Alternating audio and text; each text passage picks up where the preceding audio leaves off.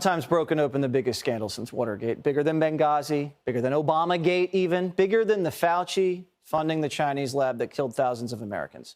Nope, we didn't catch Hillary killing anybody. Hunter's still a free man, and we were working on finding Minnie's backpack. But we're on to something big here, and it affects all of you. It's the food pyramid, which turns out is a pyramid scheme. Big Food has been buying off scientists to study some of their unhealthiest products and recommend them as a crucial part of a healthy diet. So now we have a brand new food pyramid where frosted mini wheats are healthier than grilled chicken. I swear.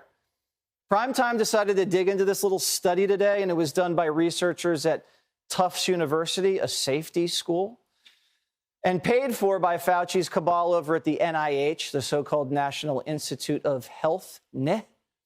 It claims that foods we thought were healthy, like meat and eggs, are terrible for us and recommends replacing them with junk food manufactured by America's largest food conglomerates. See where this is going? According to these new recommendations, we should moderate our consumption of eggs, cheese, ground beef, and rice, and replace them with foods that are more profitable for the food industry, like frosted mini wheats, Cocoa Puffs, chocolate-covered almonds, and peppermint lattes. What about clean, healthy proteins like chicken, beef, and shrimp? Well, they want us to cut back on that. Cocoa Puffs are just as healthier than lean protein. Now, the government won't tell you this, but most of these junky foods they're pushing also just happen to qualify for food stamps.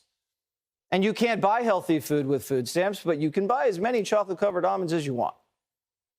And so the guys over at General Mills and Kellogg's hear this, and they know their money for studies at Tufts and grants to Dr. Fauci have paid off. So did they put these scientists up to it? And what about the NIH? Did they sign off on this? Did Fauci? They won't comment. Tufts won't comment. NIH won't comment. Rich companies are paying for fake science so they can get richer and you can get fatter, and the government is in on it.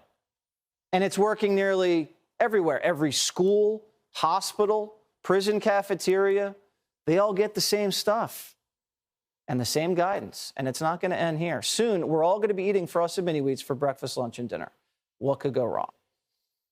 Nina Techholz is a science journalist and author of The Big Fat Surprise. Are you shocked by this? Yes. I mean, I think anybody can recognize that frosted mini wheats and chocolate-covered almonds are not healthy. And the fact that this new food pyramid, as you call it, there were more than 70 cereals named by brand from Kellogg's, General Mills, Post, I mean, really tells you that that is, a sign of an industry-fueled study.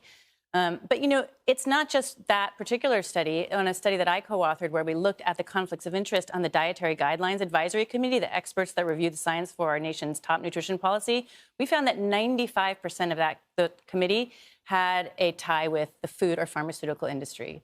And over half of those members had more than 30 such ties. One member had 152 ties.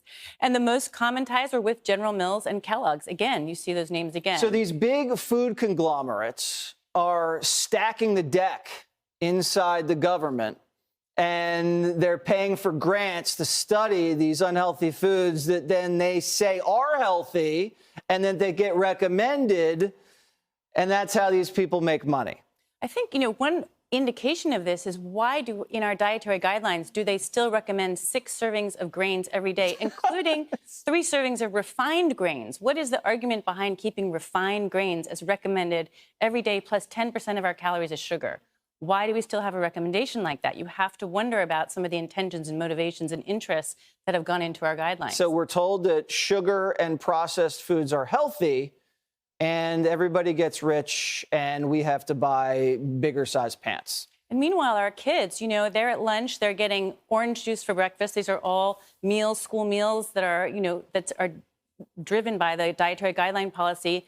Orange juice for breakfast, which is like liquid sugar, followed by Cheetos, Doritos, Fritos, and Munchies, PepsiCo products for lunch. I mean, we are setting up our children for failure. I know a guy. I'm not going to say who he is, but he works in the juice industry. And he said there's no juice in that juice. He even said, when you get the pulp, it says with pulp. That's not pulp. It's something else. We got to go. We could talk all hour about this. We got to go. This is better than lean protein. That's the government.